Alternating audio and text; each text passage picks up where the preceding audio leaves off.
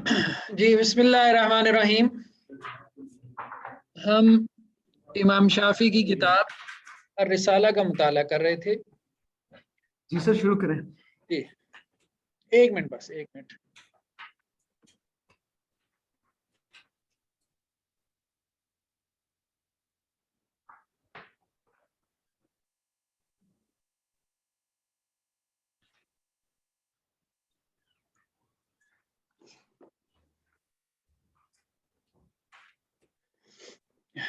जी बिस्मिल्लाहिर्रहमानिर्रहीम।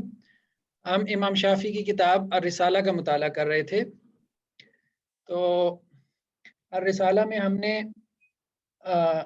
सुन्नत की बात जो है वो कुछ देख ली है। तो आज हम इंशाअल्लाह जो है वो इजमा की बात देखेंगे।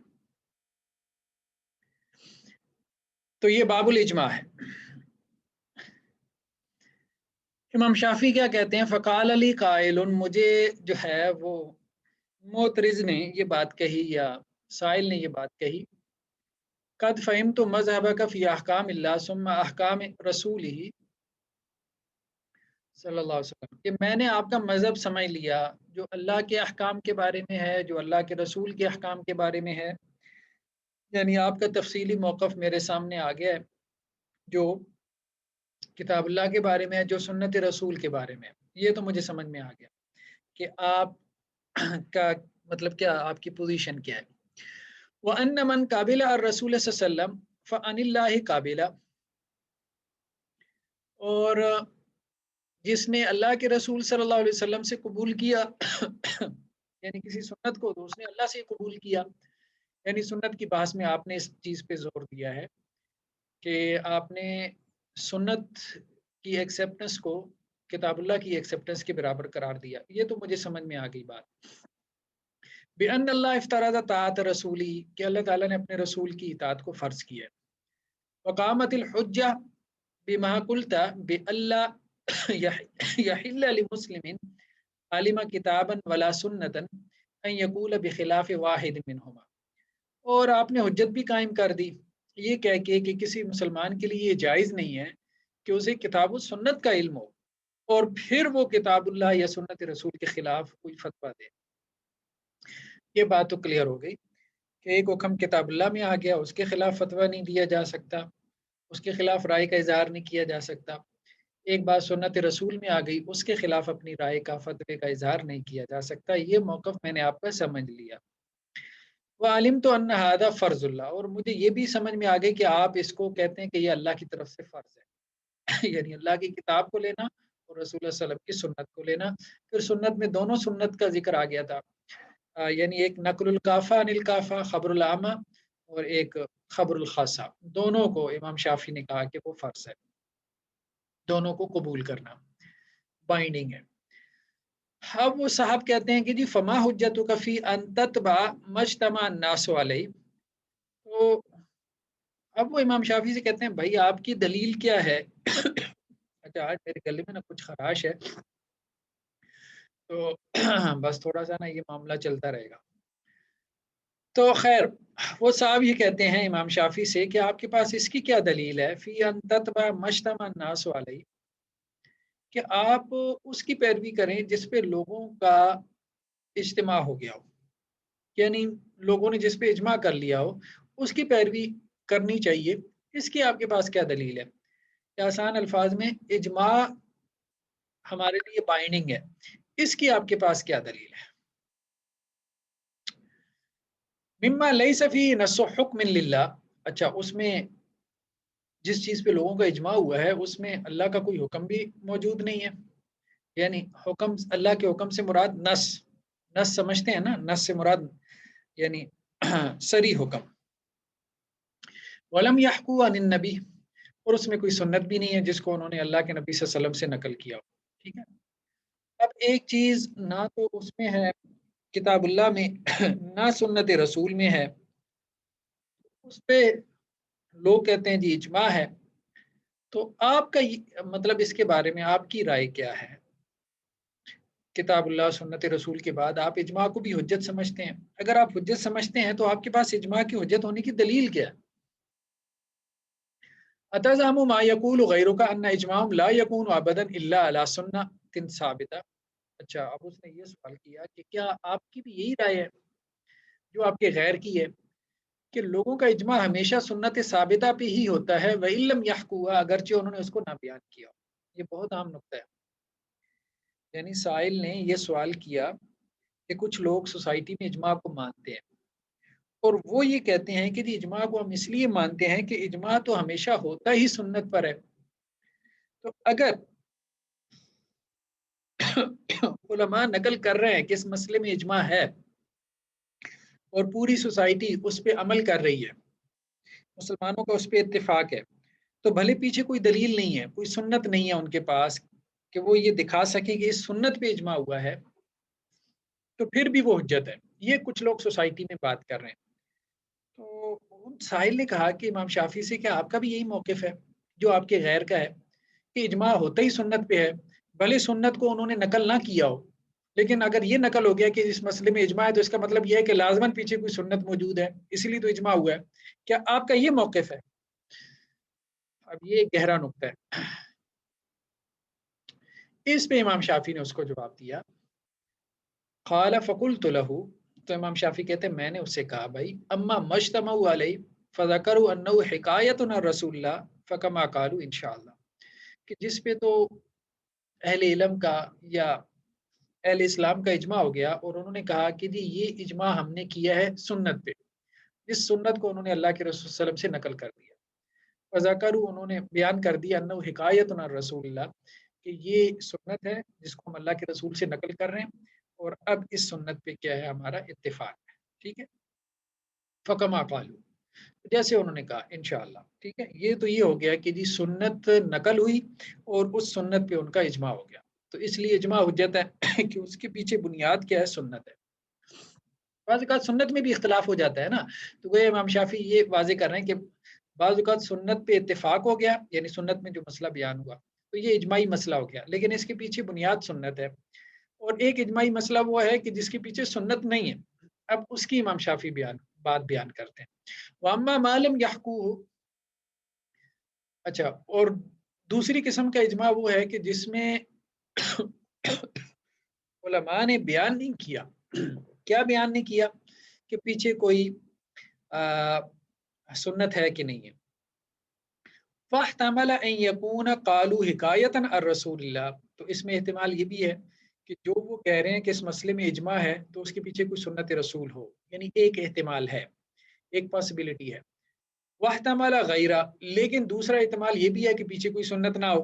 ठीक है, अब चूंकि नकल नहीं ना कर रहे, अब सिर्फ इज्मा नकल हो रहा है कि जी इस मसले में इज्मा है, पीछे ये नहीं नकल हो रहा कि इसके पीछे कोई सुन्नत है कि नहीं है। ठीक है, तो अब इम्कान ये भी है कि सुन्नत हो, ये भी इम्कान है कि सुन्नत पीछे ना हो। इमाम शाफी कहते हैं कि हम क्या कहते हैं, वला यजूज़ु अन नउद्दु अन नउद्दहु लहू हिकायतन, हम सिर्फ ये बात कहते हैं कि भाई हम उसको हिकायत शुमार नहीं कर सकते। ये जो दूसरी किस्म का इज्मा है ना, हम इसको हिकायत नहीं बयान कर सकते, यानी हम इसकी निस्बत रसूलुल्लाह सल्लल्लाहु अलैहि वसल्लम की तरफ नहीं कर सकते। ठीक है, जैसे पहले इज्मा की निस्बत हम रसूलुल्लाह सल्लल्लाहु अलैहि वसल्लम की तरफ कर सकते हैं क्योंकि पीछे सुन्नत मौजूद है, वो सुन्नत रसूलुल्लाह सल्लल्लाहु अलैहि वसल्लम से साबित है। तो इसलिए ये जो दूसरा इज्मा है, इस इज्मा से जो दीन साबित हो रहा है, इस दीन को हम ये नहीं कह सकते कि ये रसूलुल्लाह सल्लल्लाहु अलैहि वसल्लम से नकल होता चला आ रहा है। वाज़ेह है ना? यानी उस इस दूसरी किस्म के इज्मा को हम हिकायत नहीं कह सकते। हिकायत से मुराद ये खबर नहीं है ना, यानी अब उसमें दोनों किस्म के इहतिमालात आ गए। हो सकता है कि वो उनका इस्तिदलाल हो और इस्तिदलाल पे उन्होंने किताब व सुन्नत के नस के किसी फ़हम पे उन्होंने इज्मा कर लिया हो, तो इसलिए हम उसको हिकायत नहीं कहेंगे। लिअन्नहु ला यजूज़ु अन यहकिया इल्ला मस्मूआ, क्योंकि हिकायत तो वही बन सकता है ना कि जो मस्मू हो, जो नस्ल दर नस्ल जो है एक रावी दूसरे रावी को आगे मुंतकिल कर रहा हो। ठीक है, जिसमें तहम्मुल व अदा हो। तो तहम्मुल व अदा होगी तो फिर वो मस्मू बनेगा, मस्मू बनेगा तो फिर वो हिकायत होगी, यानी हिकायत अन रसूल, अल्लाह के रसूल सल्लल्लाहु अलैहि वसल्लम से वो हिकायत। वला यजूज़ु अन यहकिया शैयन युतवहम, और ये भी जायज़ नहीं है कि हम किसी ऐसी चीज़ को बतौर हिकायत बयान करें कि जिसमें वहम हो کہ یہ حکایت ہے کہ نہیں ہے، ٹھیک ہے، یعنی کسی چیز کو ہم بطور خبر بیان کریں حالانکہ اس میں وہم موجود ہے کہ یہ خبر ہے کہ نہیں ہے، تو اجماع دو قسم کا ہے، ایک وہ ہے جو خبری ہے، ٹھیک ہے، یعنی رسول اللہ صلی اللہ علیہ وسلم سے ایک خبر چلی ہے اس کے اوپر اجماع ہو گیا، اور دوسرا وہ ہے کہ جس میں خبر نہیں ہے، اس کو ہم کہہ سکتے ہیں یہ، یعنی اس میں امام شافعی یہ کہہ رہے ہیں کہ ایک احتمال ہو سکتا ہے کہ وہ خبری اجماع ہو، اور ایک احتمال یہ بھی ہو سکتا ہے کہ وہ استدلالی اجماع ہو، تو ہم اس کو خبری اجماع نہیں کہیں گے، ٹھیک ہے، خبری اجماع نہیں کہیں گے، اس لیے نہیں کہیں گے کیونکہ اس میں وہم موجود ہے، ٹھیک ہے، جب وہم آ گیا تو اب ہم اس کو خبر نہیں کہہ سکتے، خبر کہیں گے تو یہ بڑی بات ہو جائے گی، یمکن فیہ غیر ما قال، کیونکہ اب اس میں ایک دوسری رائے کا بھی احتمال آ گیا نا، تو جب احتمال آ گیا تو استدلال باطل ہو گیا، ٹھیک ہے، تو ایک خبری اجماع ہو گیا اور دوسرا جو ہے وہ غیر خبری اجماع، اب غیر خبری جو اجماع ہے وہ امکان ہے کہ خبری ہو، یہ بھی امکان ہے کہ استدلالی ہو، تو کننا نقول بما قالوا به اتباع اللہ، تو امام شافعی کہتے ہیں کہ ہم بھی وہی بات کہتے ہیں جو انہوں نے کہی ان کی پیروی میں، ونعلم انہم اذا كانت سنن رسول اللہ صلی اللہ علیہ وسلم لا تعزو عن عامتهم وقد تعزو عن بعضهم، ہم جانتے ہیں کہ اللہ کے رسول صلی اللہ علیہ وسلم کی جو سنتیں ہیں نا جی وہ عام لوگوں سے چھپی نہیں رہ سکتی، ہاں یہ ہو سکتا ہے کہ بعض لوگوں کو اللہ کے رسول کی سنت کا علم نہ ہو پایا ہو، لیکن میجورٹی کو آپ صلی اللہ علیہ وسلم کی سنت کا علم ہوتا تھا، ٹھیک ہے، تو گویا یہ بھی ایک بات ہے، گویا یہاں سے یہ واضح ہو رہا ہے کہ امام شافعی کا ذہن اس طرف جا رہا ہے کہ جب عام لوگ اللہ کے رسول صلی اللہ علیہ وسلم کی سنت کو جانتے تھے اور ایک چیز بطور سنت نقل نہیں ہوئی تو اب اس میں زیادہ احتمال یہی ہے کہ وہ استدلالی اجماع ہو، وَنَعْلَمُ أَنَّ عَامَتَهُمْ لَا تَجْتَمِعُ عَلَى خِلَافٍ لِسُنَّةِ رسول اللہ، اچھا ہم یہ بھی جانتے ہیں، اب دوسرا اینگل بھی امام شافعی نے دکھا دیا کہ جو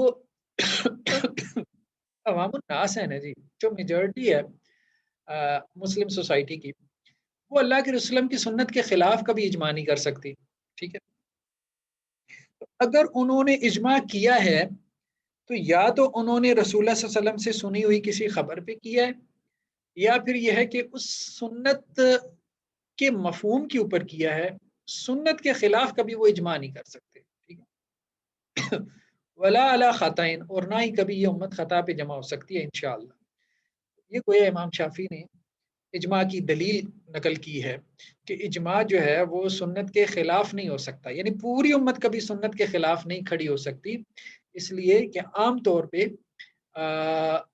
جو اہل علم ہیں یا مسلم سوسائٹی ہیں وہ اللہ کے رسول صلی اللہ علیہ وسلم کی سنت کو جانتی ہیں، بعض تک وہ سنت نہیں پہنچی ہوتی، ٹھیک ہے، وہ لا علم ہو سکتے ہیں، تو گویا کہ اجماع جو ہے وہ اس اعتبار سے حجت ہے کہ عام لوگوں تک اللہ کے وسلم کی سنت پہنچ گئی، اور عام لوگ جو ہے وہ اللہ کے وسلم کی سنت کے خلاف کبھی فتویٰ نہیں دے سکتے، یعنی میجورٹی جو ہے، تو اس لیے وہ حجت ہے۔ جی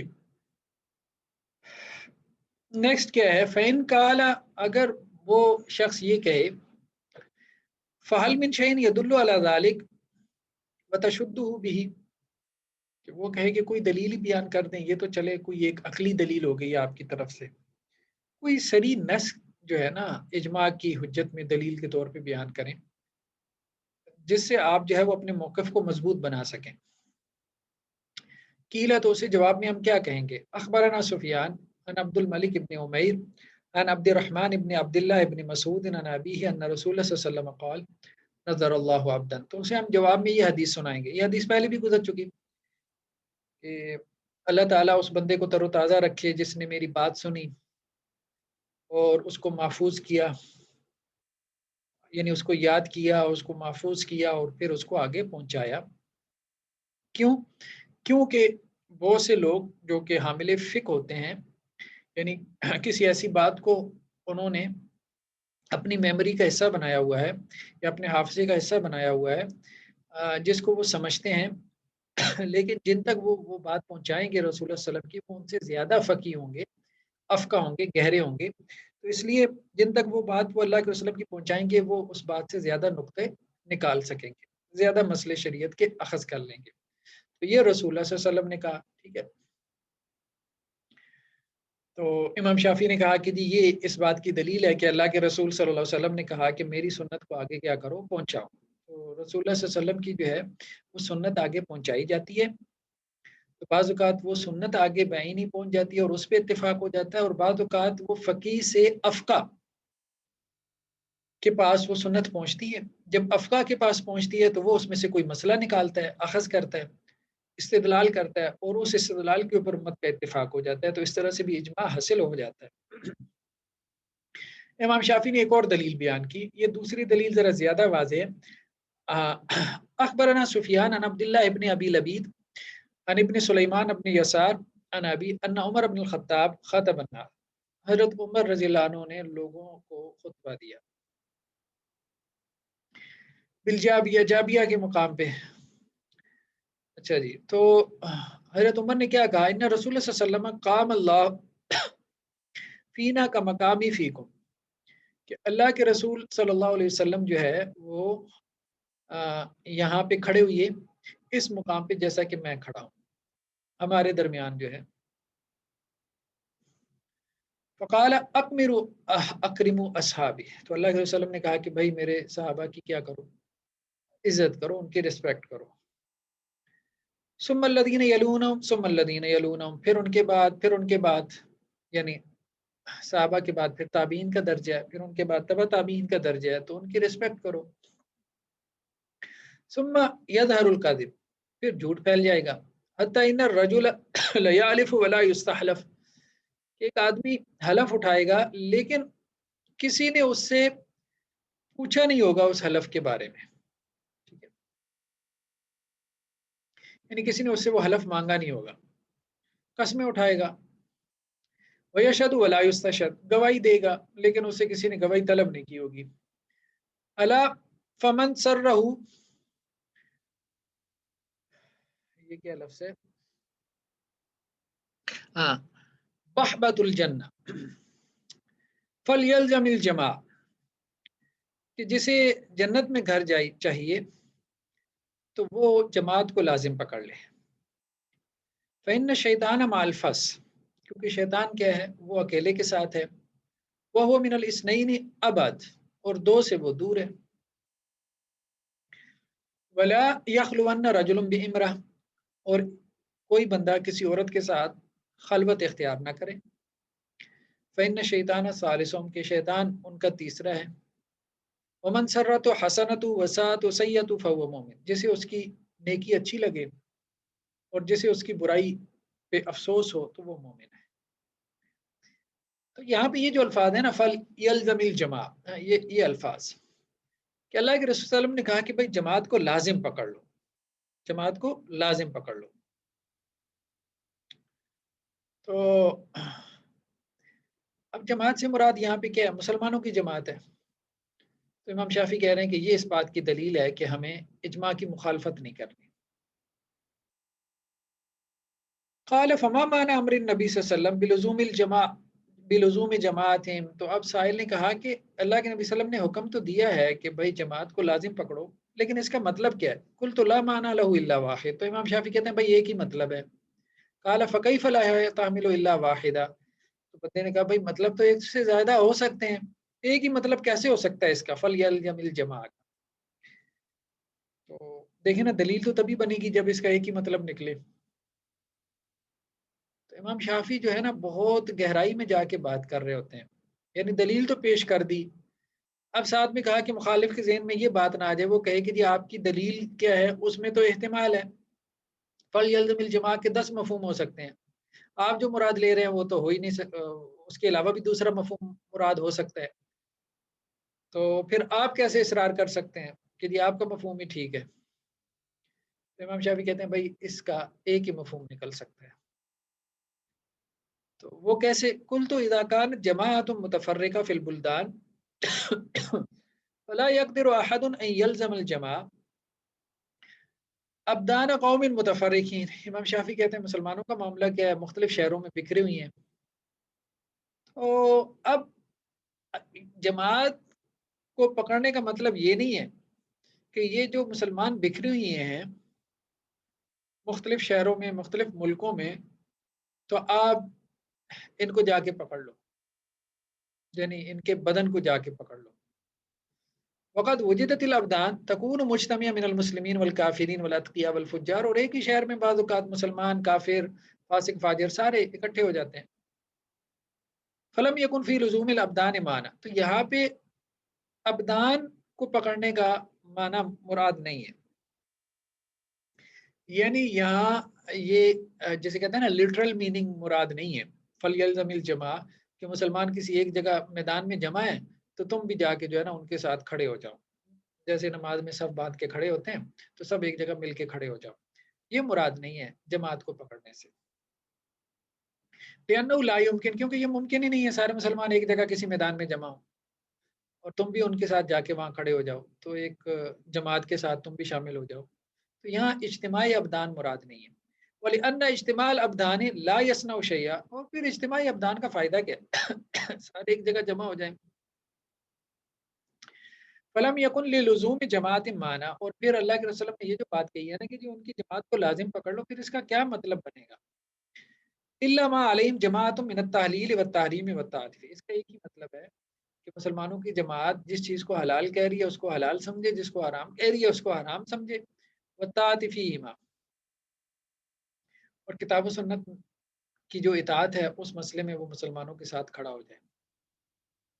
تو امام شافعی کہہ رہے ہیں کہ التزامی جماعت سے مراد ان کے علمی موقف کا التزام ہے، کہ ان کے علمی موقف سے علیحدہ نہ ہو. ٹھیک ہے. ومن قال بما تقول به جماعت المسلمین فقد لازم جماعتهم، تو اب وہ شخص جو وہ بات کہتا ہے جو کہ مسلمانوں کی جماعت کہتی ہے تو اس نے ان کی جماعت کو پکڑ لیا. ومن خالف ما تقول به جماعت المسلمین فقد خالف جماعتهم، اور جس نے اس کی مخالفت کی کہ جو مسلمانوں کی جماعت کہہ رہی ہے تو اس نے مسلمانوں کی اجتماع کی مخالفت کی. التی امیرا بلزومیا، اور وہی مسلمانوں کی جماعت ہے جس کو پکڑنے کا لازم طور پہ حکم دیا گیا. وانما تکون الغفلہ فی الفرقہ، دیکھو بات یہ ہے جب افتراق پیدا ہوتا ہے نا تو پھر غفلت پیدا ہوتی ہے. ٹھیک ہے. غفلت مطلب غفلت سے مراد دین سے بھی غفلت اور اللہ کے حکم سے بھی غفلت. فاما الجماع فلا يمكن فيها كافة غفلة عن معنى کتاب ولا سنت ولا قیاس انشاءاللہ. بہت خوبصورت بات ہے. امام شافعی کہتے ہیں جہاں تک جماعت کا معاملہ ہے تو فلا يمكن فيها، جماعت میں یہ ممکن نہیں ہے.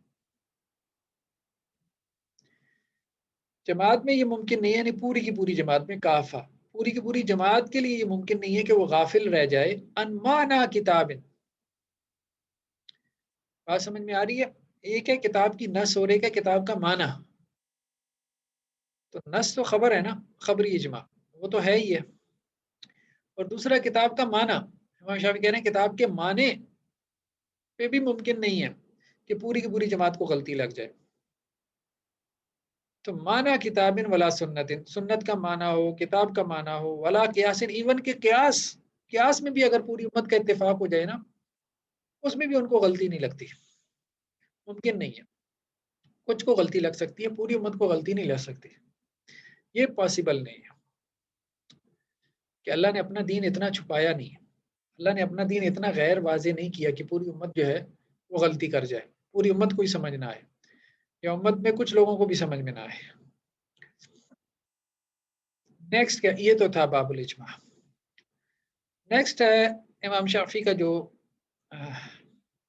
ٹاپک وہ ہے قیاس. قال، تو اب سائل نے کہا فمن این قلت یقال بالقیاس.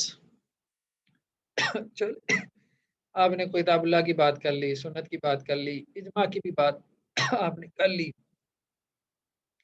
قیاس کہاں سے لے آئے ہیں آپ؟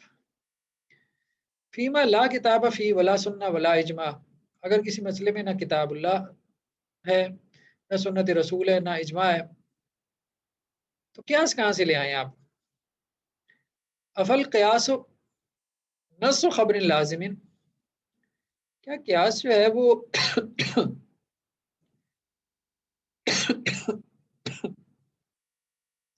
کوئی ایسی خبر ہے، کوئی ایسی صریح خبر ہے جس کو قبول کرنا لازم ہو. تو جب قیاس خبر نہیں ہے، خبر بھی نہیں ہے، ایک بات تو یہ قیاس خبر نہیں ہے.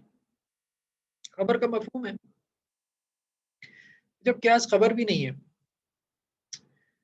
اور پھر ایسی خبر بھی نہیں ہے کہ جس کو قبول کرنا لازم ہو تو پھر آپ قیاس کو کیسے دلیل بنا لیتے ہیں، قیاس سے کیسے حجت پکڑتے ہیں؟ قل تو امام شافعی کہتے ہیں میں نے اسے جواب دیا لو کان القیاس نص کتاب او سنت، اگر قیاس تو کتاب اللہ کی نص ہوتا یا سنت رسول کی نص ہوتا، قیل فی کل ما کان نص کتاب ھذا حکم اللہ، تو اگر وہ کتاب اللہ کی نص ہوتا تو ہم یہی کہتے بھئی یہ تو اللہ کا حکم ہے یہ تو کتاب اللہ سے ثابت ہے. فی کل ما کان، اور اگر قیاس کیا ہوتا نص سنت کی کوئی نص ہوتا تو ہم اس میں کیا کہتے ہیں ھذا حکم رسول اللہ، کہ اللہ کے وسلم کا حکم ہے. ولم نقل له قیاس، پھر ہم اس کو قیاس کہتے ہی نہیں. ایک بات کتاب اللہ میں آ گئی، سنت رسول میں آ گئی، اس میں قیاس کا کیا مطلب، کیا عمل دخل؟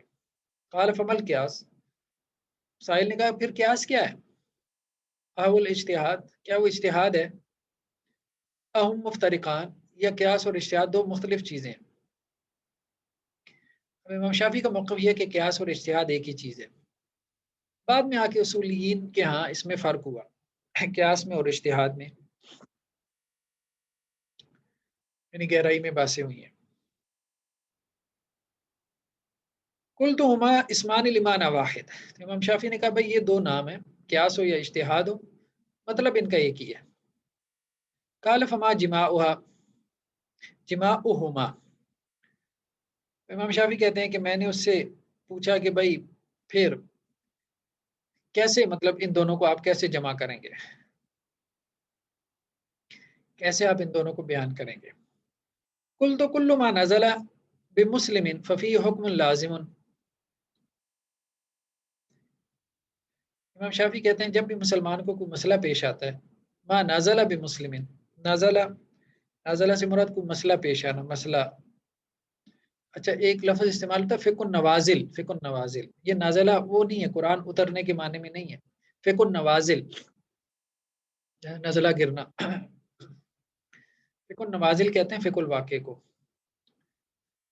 تو یہ اس معنی میں ہے. کل ما نزل بمسلم، یعنی کوئی نیا واقعہ جب بھی مسلمان کو درپیش آتا ہے، کوئی اس کو حادثہ پیش آتا ہے، ففی حکم لازم، اب اس میں مسلمان کے لیے اس میں لازمی طور پہ کوئی رہنمائی موجود ہے، اللہ کا حکم موجود ہے. دیکھیں نا نئے نئے مسائل آ رہے ہیں، ہر مسئلے میں اللہ کا حکم موجود ہے. ہمارا ایمان تو یہی ہے نا. ٹریڈ کی ہزاروں نئی شکلیں آ گئی ہیں، چل کے تو کرپٹو کرنسی ہے، تو اس میں ٹریڈ کرنا ہے، اللہ کا حکم تو اس کے بارے میں بھی یہ تو مسلمان کا ایمان ہے کہ جب بھی کوئی نیا مسئلہ پیش آتا ہے تو اس میں اللہ کا حکم موجود ہے. اب مسلمان نے وہ حکم تلاش کرنا ہے کتاب اللہ سے یا سنت رسول سے. او علی سبیل الحق فی دلالہ موجودہ، یا اگر کوئی حکم موجود نہیں ہے یعنی صریح حکم، تو پھر مسلمان کے لیے اس میں دلالہ موجودہ، کوئی رہنمائی موجود ہے. دلالت کی اقسام جو آپ نے پڑھی تھی، صریح نص نہیں ہے تو کوئی اشارت النص ہوگی، ٹھیک ہے، کوئی مفہوم مخالف ہوگا. تو اولا سبیل الحق کے فی دلالہ موجودہ، یا پھر اس میں مسلمان کے لیے کوئی رہنمائی ہوگی، کوئی دلالت ہوگی جو اسے حق بات تک پہنچا دے گی. وعلیہ اذا کان فیہ بعینی حکم اتباع، اور اگر تو وہ مسئلہ جو مسلمان کو درپیش آیا اس میں اس کو کوئی بعینی حکم مل جائے، کوئی اللہ کا واضح حکم مل جائے، اتباع اس کی پیروی کرے. وَإِذَا لَمْ يَكُنْ فِيهِ بِعَيْنِهِ، اور اگر اس کو اس میں کوئی بعینی یعنی صریح حکم نہ ملے، طلبت دلالہ، تو وہ کیا کرے کہ وہ دلالت جو ہے وہ طلب کرے. یعنی دلالت طلب کرنے سے مراد کیا ہے کہ وہ استدلال کرے، ٹھیک ہے. علی سبیل الحق فی بالاجتہاد، یعنی اجتہاد کرتے ہوئے حق تک پہنچنے کے لیے، حق کو پانے کے لیے. والاجتہاد القیاس، اور اجتہاد کیا ہے؟ یعنی جو آپ محنت کرتے ہیں اللہ کا حکم معلوم کرنے کے لیے، وہی قیاس ہے. قال فرأیت العالمین اذا قاسوا علی احاطۃ هم من انہم اصحاب الحق عند اللہ. اب اچھا، سائل نے مزید کچھ سوالات کیے. اس نے کہا کہ آپ دیکھیں عالموں کو، اذا قاسوا، جب وہ قیاس کرتے ہیں تو ان میں سے ایسا نہیں ہے کہ کچھ حق تک پہنچ جاتے ہیں. حق کا جو ہے وہ احاطہ کر لیتے ہیں. تو کیا سب کے سب حق کا احاطہ کر لیتے ہیں؟ سب کے سب نہیں، ان میں سے کچھ ہیں جو کہ حق تک پہنچ پاتے ہیں، وہ حق جو اللہ کے ہاں ہے. ٹھیک ہے. وَهَلْ يَسَعُهُمْ أَن يَخْتَلِفُوا فِي الْقِيَاسِ، اور پھر کیا ان کے لیے جائز ہے کہ یہ قیاس میں اختلاف کریں؟ کیونکہ یہ قیاس میں اختلاف بھی کرتے ہیں. وَهَلْ كُلِّفُوا كُلَّ أَمْرٍ مِّن سَبِيلٍ وَاحِدٍ وَسُبُلٍ مُتَفَرِّقَةٍ، پھر کیا ان کو مکلف بنایا گیا کہ ایک ہی طرح سے قیاس کریں، یا یہ مختلف طرح سے قیاس کر سکتے ہیں؟ یعنی ان کا قیاس کے پرنسپل میں ان کا اختلاف ہو سکتا ہے کہ نہیں ہو سکتا. وَمَا الْحُجَّةُ فِي أَنَّ لَهُمْ أَن يَقِيسُوا عَلَى الظَّاهِرِ دُونَ الْبَاطِنِ، پھر اس کی کیا دلیل ہے کہ وہ ظاہر پہ قیاس کرتے ہیں، باطن پہ نہیں کرتے. وَأَنَّهُ يَسَعُهُمْ أَن يَتَفَرَّقُوا، پھر یہ ہے کہ ان کے لیے یہ کیسے جائز ہے کہ وہ قیاس کرتے ہوئے جو ہے وہ اختلاف کریں شرعی مسائل میں. وَهَلْ يَخْتَلِفُ مَا كُلِّفُوا فِي أَنفُسِهِمْ وَمَا كُلِّفُوا فِي غَيْرِهِمْ، تو وہ اپنی جانوں کے بارے میں جس چیز کا مکلف ٹھہرائے گئے ہیں اور جو اپنے غیر کے بارے میں جو ہے وہ مکلف ٹھہرائے گئے ہیں، کیا اس میں اختلاف ہے؟ وَمَنِ الَّذِي لَهُ أَن يَجْتَهِدَ فَيَقِيسَ فِي نَفْسِهِ دُونَ غَيْرِهِ، اور کون ہے جو کہ اپنے لیے اجتہاد کرے گا، دوسرے کے لیے نہیں کرے گا. یعنی اپنے لیے تو قیاس کرے گا، دوسرے کے لیے قیاس نہیں کرے گا. وَالَّذِي لَهُ أَن يَقِيسَ فِي نَفْسِهِ وَغَيْرِهِ، اور وہ کون ہے کہ جو اپنے لیے بھی اجتہاد کر سکتا ہے، قیاس کر سکتا ہے، دوسرے کے لیے بھی اجتہاد اور قیاس کر سکتا ہے. اب اس نے گویا کہ ایک سانس میں بہت سے سوالات کر دیے امام شافعی سے قیاس کے بارے میں. کیا آپ اپنے قیاس کے تصور کو واضح کریں. اچھا جی. فَقُلْتُ لَهُ الْعِلْمُ مِنْ وُجُوهٍ،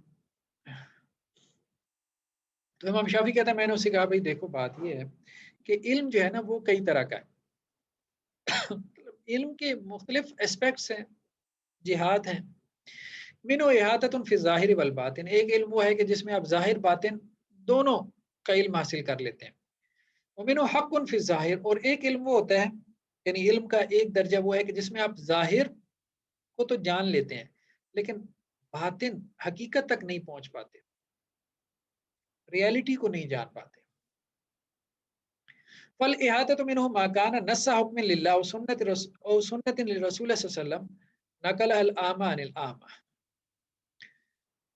تو امام شافعی کہہ رہے ہیں بھائی وہ علم کے جس کے ظاہر اور باطن دونوں کا احاطہ کر لیتے ہیں، وہ ہے کہ جس میں اللہ کے حکم کی کوئی نص موجود ہو، کتاب اللہ کی یا سنت رسول کی کوئی نص موجود ہو، جسے عامہ نے عامہ سے نقل کیا ہو، نقل العامہ عن العامہ.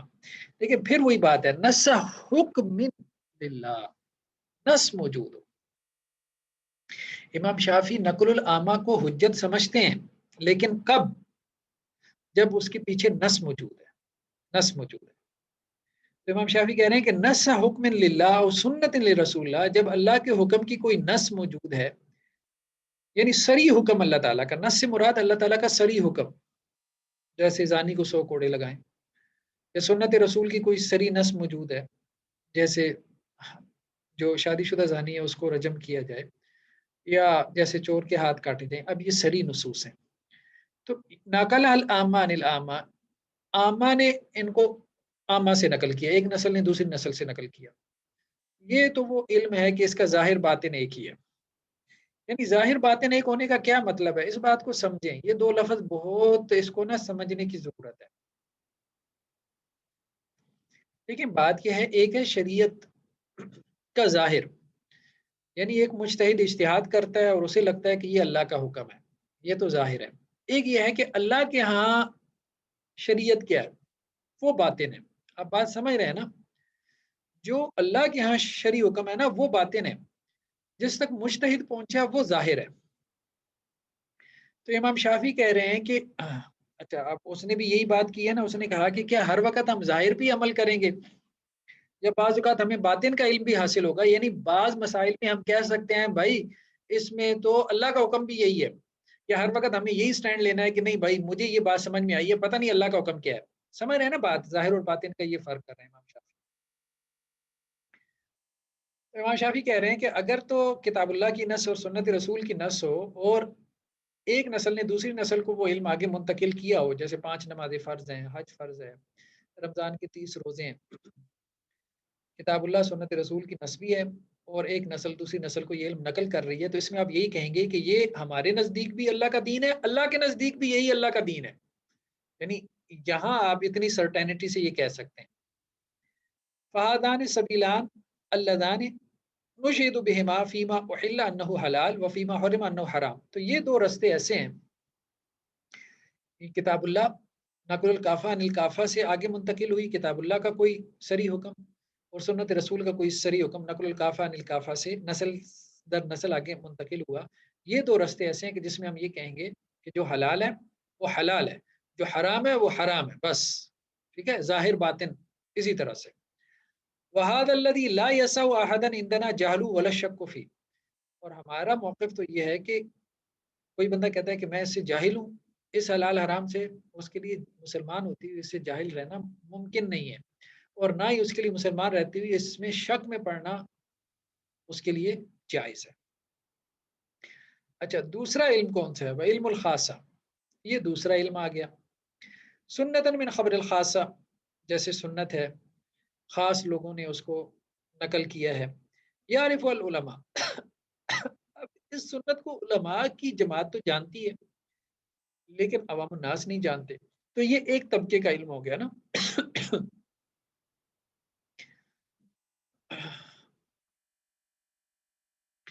ولم یکلفھا غیرہم، اب یہ جو علم ہے نا، یہ جو دوسرا علم ہے خبر الخاصہ کا، تو یہ علماء کے علاوہ کوئی اس کا مکلف نہیں بنایا گیا، علماء اس کا مکلف ہے۔ اچھا وہی موجودۃ فیہم او فی بعضہم، یہ جو خبر الخاصہ کا علم ہے نا، علماء میں بھی بعض کو اس کا علم ہے، بعض کو اس کا علم نہیں ہے، یعنی وہ خبر الخاصہ بعض علماء کے علم میں ہوتی ہے، بعض تک نہیں پہنچتی۔ بصدق الخاص المخبر الرسول اللہ بہا، بشرطے کہ وہ جو خبر دینے والا ہے اللہ کے رسول صلی اللہ علیہ وسلم سے وہ سچا ہو۔ وهذا اللازم لأہل العلم ان يسيروا الیہ، تو اہل علم کے لیے یہ لازم ہے، یعنی حجت ہے،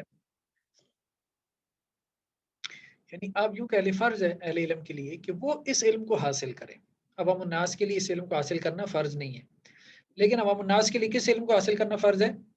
وہ امام شافعی نے پہلے بتا دیا، نقل الکافہ عن الکافہ والا۔ یہ جو دوسرا علم ہے خبر الخاصہ کا، اس کو حاصل کرنا فرض ہے لیکن علماء کے لیے۔ اچھا اب اس علم کے بارے میں امام شافعی کیا کہہ رہے ہیں؟ وَهُوَ الْحَقُّ فِي الظَّاهِرِ، ظاہر میں یہ حق ہے، ظاہر میں کیا ہے؟ یہ حق ہے، یعنی بظاہر حق یہی ہے۔ کما نقتل بشاہدین، جیسا کہ ہم دو گواہوں کی وجہ سے کیا کریں گے؟ ہم قتل کریں گے، ٹھیک ہے؟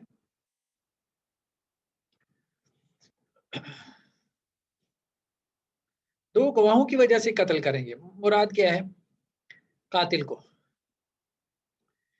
اگر دو آدمیوں نے گواہی دے دی کہ اس نے فلاں کو قتل کیا اور ہم اپنی آنکھوں سے دیکھ رہے تھے، تو ہم اس گواہی کی وجہ سے اس کو قتل کر دیں گے۔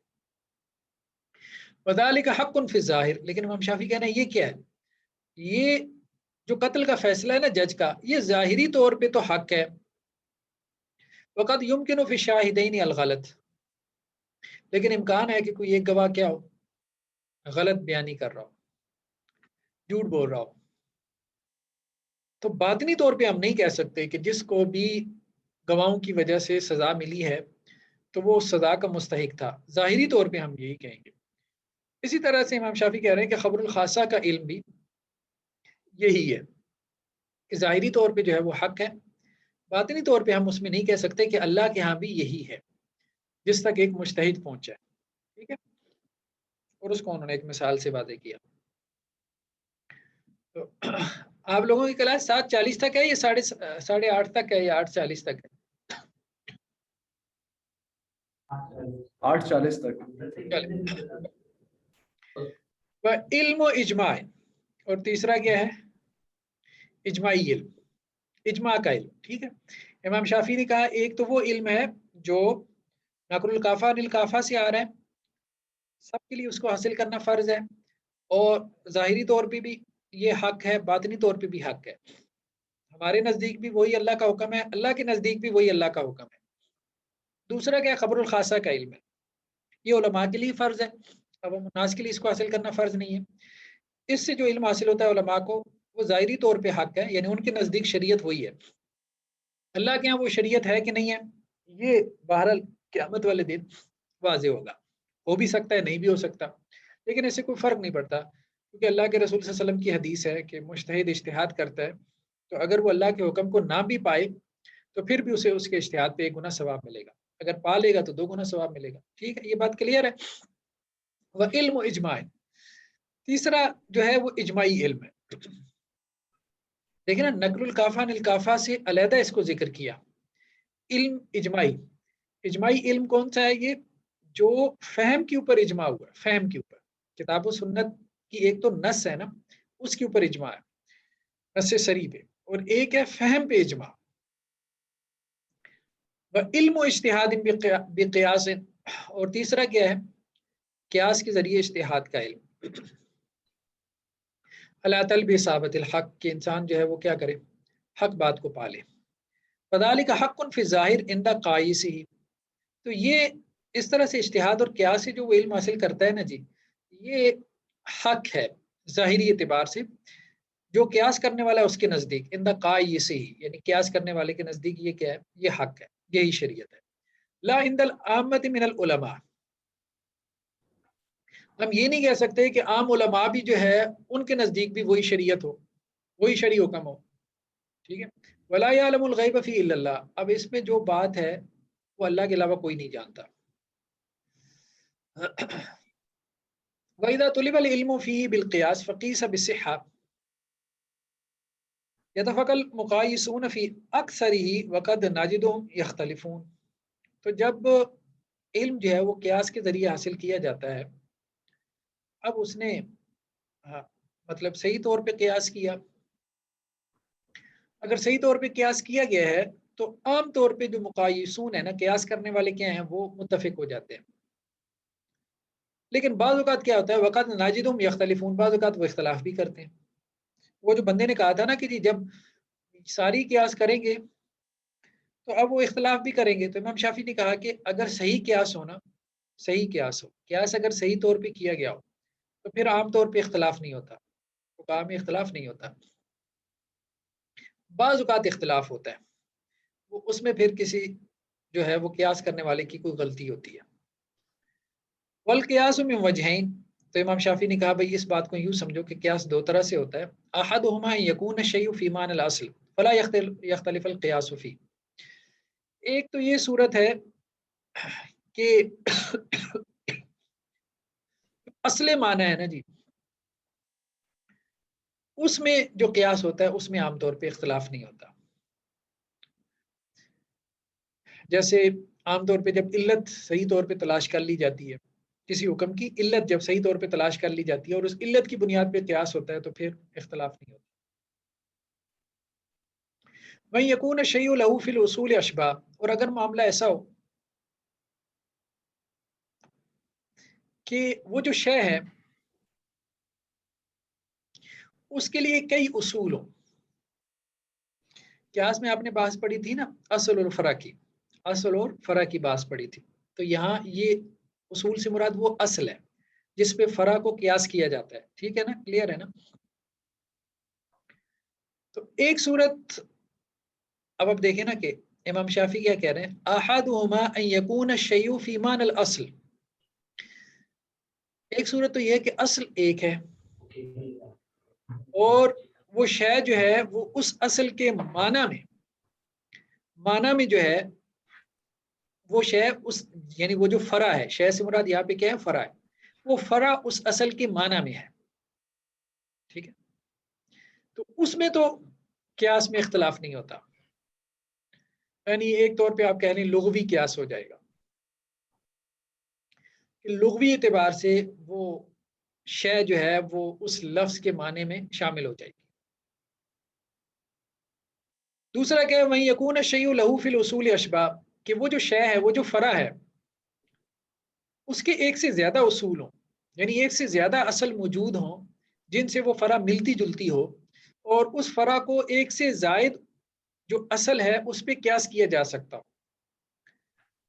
فَلِذَلِكَ يُلْحَقُ بِأَوْلَاهَا بِهِ وَأَكْثَرِهَا شَبَهًا فِيهِ۔ تو اب کیا کیا جائے گا؟ اب وہ جو فرع ہے اس کو اس کا الحاق اس اصل سے کیا جائے گا کہ وہ فرع اس اصل کے زیادہ قریب ہے، اولاها، اور اس سے اس کی زیادہ مشابہت ہے۔ وقد يختلف القائسون في هذا، اچھا اس قسم کے اختلاف میں قیاس کرنے والوں کا عام طور پہ اختلاف ہو جاتا ہے، ٹھیک ہے؟ اس کو کیسے جو ہے وہ شبہ بھی کہہ سکتے ہیں، امام شافعی کا اس کو کیسے شبہ کہتے ہیں، شاید آپ نے پڑھا ہو۔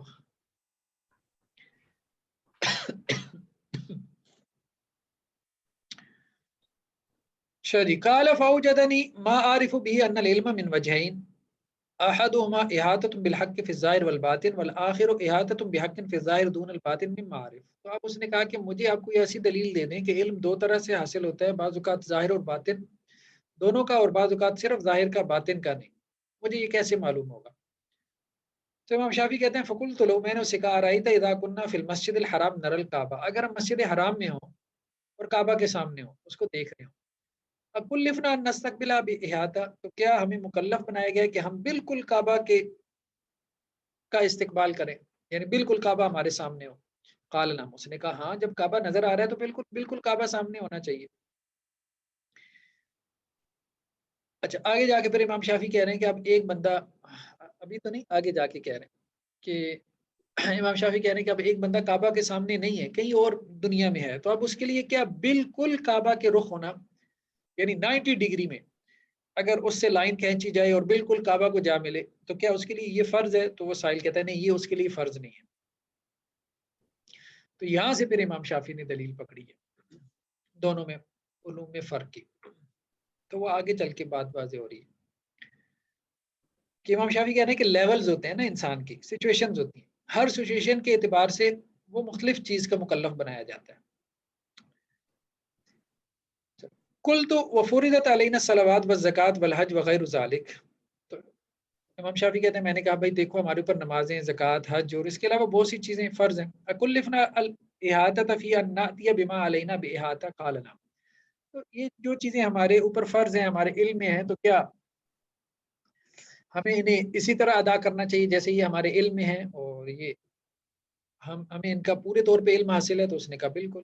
قلت وحین فرض علینا نجلد الزانی 100 ونجلد القاذف 80 ونقتل من کفر بعد اسلامی ونقطع من سرق، امام شافعی کہہ رہے ہیں ہم زانی کو 100 کوڑے مارے ہیں، قاذف کو 80 کوڑے مارے ہیں، اور جو ونقتل من کفر بعد اسلامی، جس نے اسلام قبول کرنے کے بعد کفر کیا اس پہ ہم حد جاری کریں، ارتداد کی، وہ نقطہ منصاری کا جس نے چوری کی اس کا ہاتھ کاٹ دیں۔ اکلفنا نفل هذا بمن ثبت علیہ باحاطۃ نعلم اننا قد اخذنا منه، امام شافعی کہہ رہے ہیں کیا ہم ان سب چیزوں کا مکلف ہیں جس کے بارے میں یہ چیزیں ثابت ہو جاتی ہیں کہ ہم ان کے اوپر یہ احکامات جاری کریں؟ قال نعم، اس نے کہا ہاں بالکل ایسا ہی ہے۔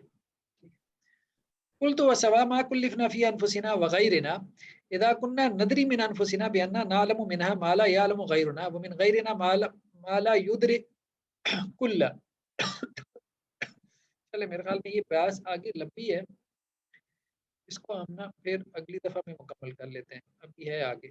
ہاں ٹھیک ہے سر، چلیے ٹھیک ہے۔ سبحانک اللہم و بحمدک نشہد ان لا الہ الا انت نستغفرک۔